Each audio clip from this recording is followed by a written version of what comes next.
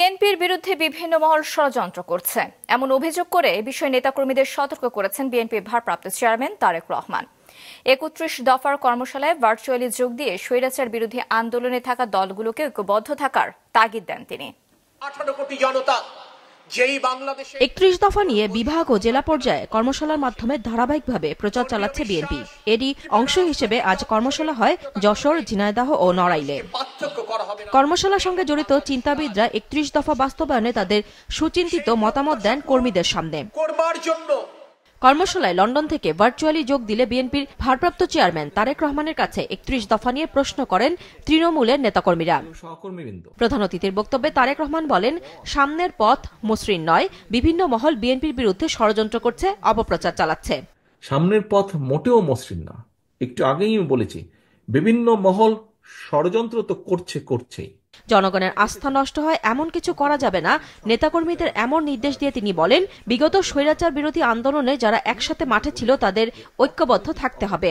প্রথমত নিজের ঘরকে ঐক্যবদ্ধ রাখতে হবে, বিএনপি নেতাকর্মীদেরকে ঐক্যবদ্ধ থাকতে হবে এবং জনগণের আস্থা নষ্ট হয় এরকম কোনো ব্যবস্থা যেমন এরকম কোনো কাজ যেমন করা যাবে না।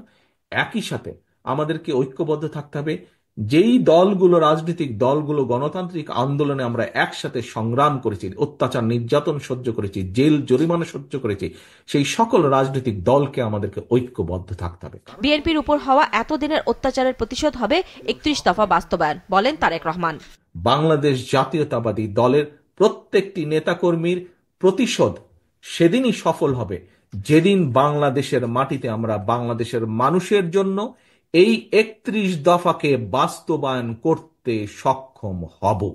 একমাত্র সেদিনই আমরা অগণতান্ত্রিক যে অশুভ শক্তি যারা বাংলাদেশকে দাবিয়ে রাখতে চায় তাদের বিরুদ্ধে আমাদের প্রতিশোধ সফল হবে।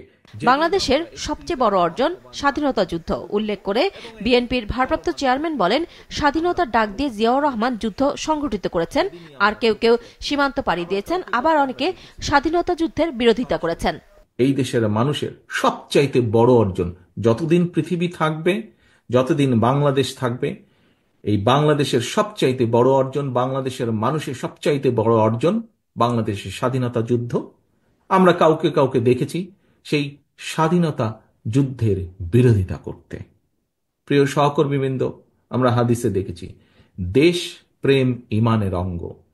এদিকে জাতীয় প্রেস ক্লাবে এক আলোচনা সভায় বিএনপির স্থায়ী কমিটির সদস্য সালাউদ্দিন আহমেদ বলেছেন, বর্তমান সরকারকে সঠিক পথে নিয়ে আসার জন্য রাস্তায় আন্দোলন করতে হতে পারে।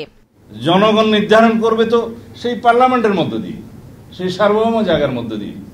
তো সেই সার্বভৌমত্বের প্রতিনিধিত্বের নির্বাচনের ব্যবস্থাটা আগে করুন, সেখানে সব আলোচনা হবে। আগামী ৫ই আগস্ট জাতীয় নির্বাচনের ব্যবস্থা করার আহ্বান জানান সালাউদ্দিন আহমেদ। নুরুন নাহার উইলি, মাছরাঙা সংবাদ, ঢাকা।